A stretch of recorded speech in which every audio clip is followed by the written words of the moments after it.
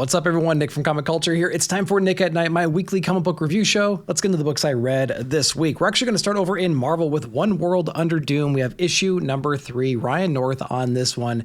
We have Silva on the art. So I think this is the issue that a lot of us have been waiting for. It's really the issue where we understand Dr. Doom and how evil he really is. They didn't give away everything necessarily. They did showcase how he's so powerful right now. Even like the Scarlet Witch is concerned and confused as to like how he's able to do the things he can do with his magical power, even being the Sorcerer Supreme. So we get this showdown between essentially Doom and Reed Richards live, kind of like a presidential debate kind of a situation, while some of our heroes go undercover to figure out exactly what he's got planned right now. So it definitely showcases Dr. Doom and like his evil side, but we really don't know exactly like the why. We understand the means, we just have to understand like what's his ultimate goal still. It still seems pretty pure, but he's going through some insane lengths to get what he wants and be able to be powerful enough to do what he wants to do. So the shoe's kind of dropping, I would say, in here. Although they could turn it right around and maybe some people are going to be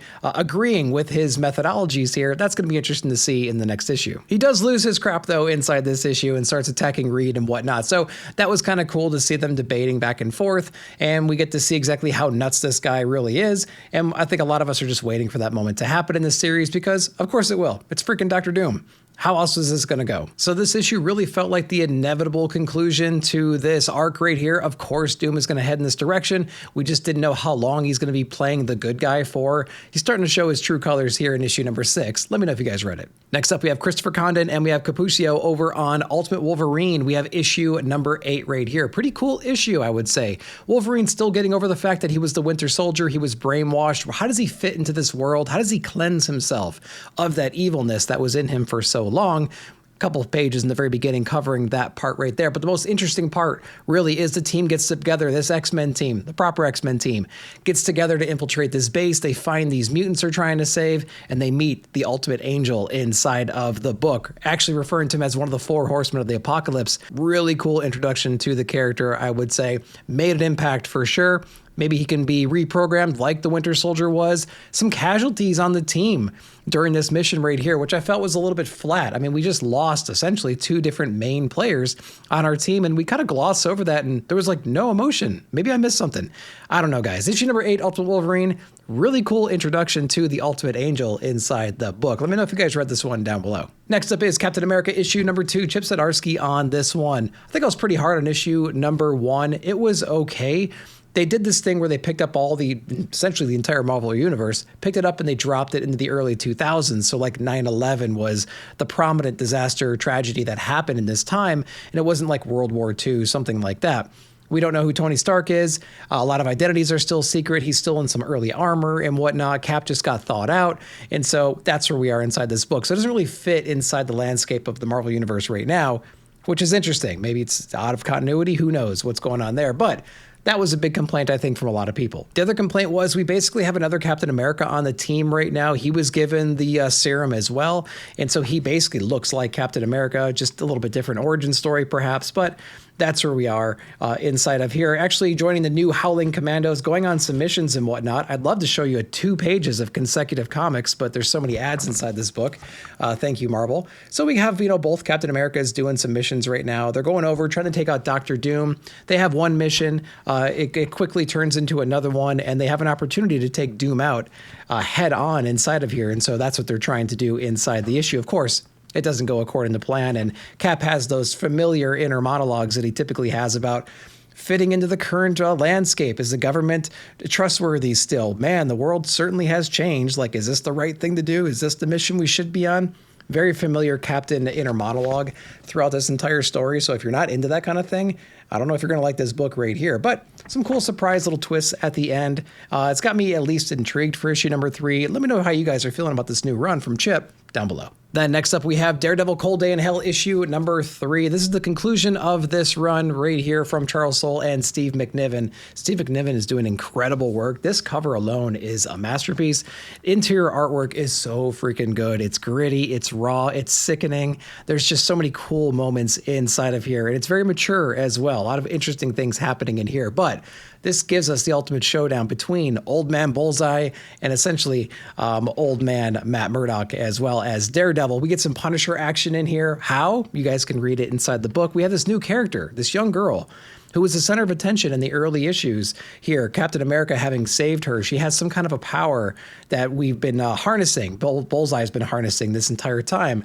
And she gets a cool showcase and a cool moment inside the book as well. But this book has a lot of what you would expect from a Daredevil comic. I mean, Daredevil, Matt Murdock, he's supposed to bring hope. He's supposed to do the right thing, kind of be that beacon. You know what I mean? He's trying to battle all those demons, do the right thing. And that's what we see inside of this. He's very inspirational in his actions and everything else. So I think it has a lot of that heart that we've come to expect from a Daredevil book, but also has that bite, that street level grit that we'd expect in the same kind of a book. And of course, Bullseye being a great character to face off against Matt Murdock, it was just a great pairing right there. So I think they stuck the landing with this series right here. It's only 3 issues long. It's going to make a great collected read. It's going to make a great evergreen story for Old Man Daredevil, I think. So really great job for the team. I want to know what you guys thought. If you read all of them, let me know down below. All right, let's go over to DC Black Label next with Resurrection Man, Quantum Karma issue number 5, Ram V on this one, Anad RK, and we have Mike Spicer on the art. So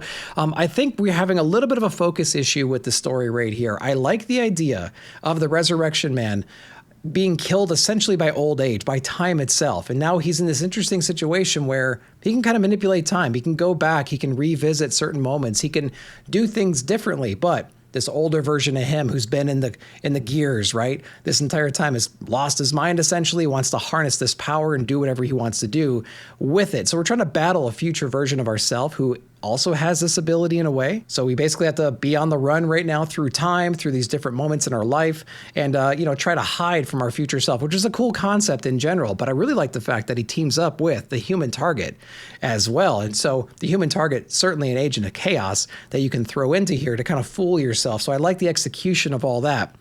What I also do want to see, though, and I think this is a series is ending very, very soon, is whatever happened to the guy that had a little piece of immortality, right? That mortal who got a little bit of that Vandal Savage meat, right? And now he's basically a force to be reckoned with, going through the world or whatever, taking everything out. Like, whatever happened to that narrative? Maybe I missed something between issues. Or maybe I just forgot the conclusion of that particular arc, but I want to go back to that too and see where we are. So maybe I'm missing something. You guys fill me in down below, but a really cool series so far. I love RK's art. Spicer's doing a great job on the colors. It's definitely a Ram V book. It feels like that. So if you're into that kind of thing, you're going to really enjoy this one. Let me know if you're reading it down below.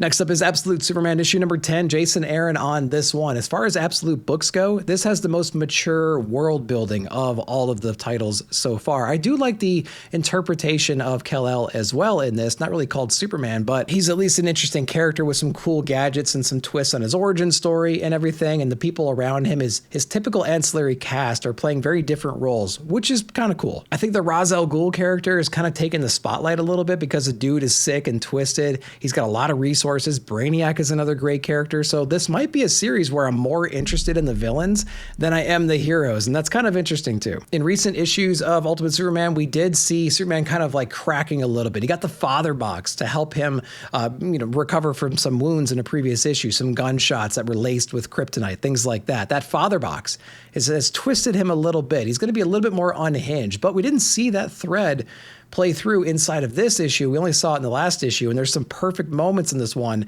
where that could have been handy, right? We could have gone in a different direction, really taken the core of the character of Kal-El and twisted it a little bit, did something we didn't quite expect or we don't normally see with the character. They didn't take that opportunity, which was a little bit of a bummer, but maybe we're going to see that later because he's put in a really bad situation at the end of issue number 10, so there's still room for that to happen. With that said, the artwork and everything is spectacular in here. I love the colors. I love just the line work and everything. The cape that he has is like an AI nanobot kind of a thing, very much Spawn meets like an Iron Man from the MCU kind of aesthetic. It's really awesome. I like the AI component of it too. From a artistic point of view, it's a great book. Story-wise, it still has me on my toes. It still has me guessing. So that's pretty cool. Issue number 10's out. Let me know what you guys thought. All right, let's go over to some indie books, starting over in Boom Studios with Hello Darkness. We have issue number 13 right here. And I usually don't get into the anthology book, so I wanted to check this one out just because it was a smaller week, to be honest with you. I'm already grabbing the Frizzen cover, so might as well check out what's going on. Interior artwork looked pretty cool, but it's a zombie-themed anthology book right here, covering a bunch of different topics and perspectives of like the zombie tropes. There's one cool one where basically some guys are lost at sea. They're on a life raft and their buddy has died He's strapped down right now. Maybe he's alive, maybe he's not, but there's a lot of contemplation and thought about like what makes a person. Like the brains make the person, right? And the things inside of the brain. And as they start peeling away the layers to eat him to stay alive, they eventually have to get to the brain, and that's when, all hell kind of breaks loose inside of there. There's a bunch of other ones that seem very much like anti-AI, anti-deepfake, things like that, and they spin it out of control. So that's kind of cool. There's another one about VR headsets or the next evolution of that, and we get to see, what happens when you biologically engineer those kinds of devices and what kind of impact that could have on society. So, it's an anthology book about zombies, guys. You're going to get a bunch of different kinds of stories. Didn't really dig it overall, to be honest. I dipped my toe back in, didn't like it. I'm going to dip back out. Cover grab it going forward, I think. Let me know what you guys thought. All right, next up from Boom Studios, Something is Killing the Children. We have issue number 43. Got that awesome variant cover foil, if you can see that one there. It's so shiny. So I've been pretty down on Something's Killing the Children. I think it's justifiable because we've been meandering for quite some time, really since issue number 16, I would say.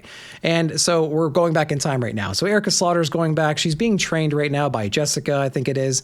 And they're going town to town. There was this past event that happened in Jessica's life, this particular hunt that went really, really bad. I think they're back in that town right now, so it's bringing back a lot of negative memories and emotions and whatnot. And she's still trying to play that cool role, though, kind of like the cool older sister kind of a role to Erica in here. There's a killing. They're investigating. They find the only kid that's alive. They, talk to the kid a little bit. They try to figure out what's going on. But a lot of this book is a lot of the same as what we've seen so far in Something's Killing the Children as of late, where basically we have small town sheriffs going around, not understanding what's going on. These masks coming in here, keeping everything secret, not really finding out the answers, not really pushing the story forward. We have a lot of conversations and things like that, a lot of side glances, a lot of emotion, a lot of smart-ass remarks and comments and things like that, but we're not really going anywhere. And that's kind of the problem with the series, I think, so far. But good news is, we got another, 57 issues to go, apparently, on contract with James Tynion with this.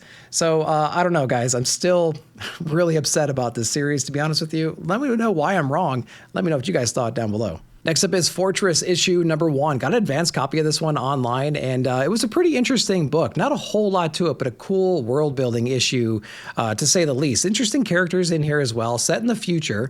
We basically have this post-apocalyptic landscape right now. There is a war that a lot of people are getting over still.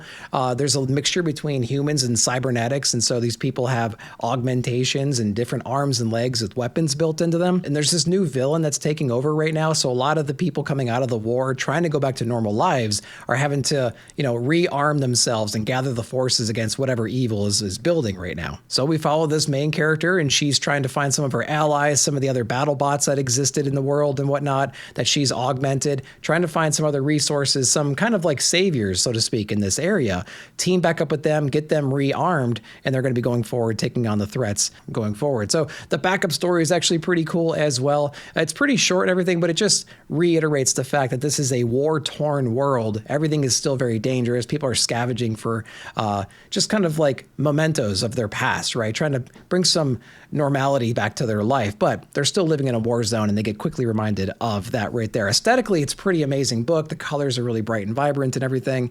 It's got this haziness to it, and it's got a really cool design sense. So Fortress number 1, not a bad issue. Needs more to build, I would say, on that, but if you can grab a copy, I'd recommend reading it. Let me know if you did. Then lastly, from IDW, we have Godzilla Escape the Dead Zone issue number 1. We have Sheridan and Parker on this one. So some of the guys from like the Stegman podcast are on this book doing some of the writing duties. And it's a pretty cool book, I would say. The art inside of it is really awesome as well. So very much like the previous book, this is a world where Godzilla and different kaijus have destroyed basically everything. Major cities are in rubble right now.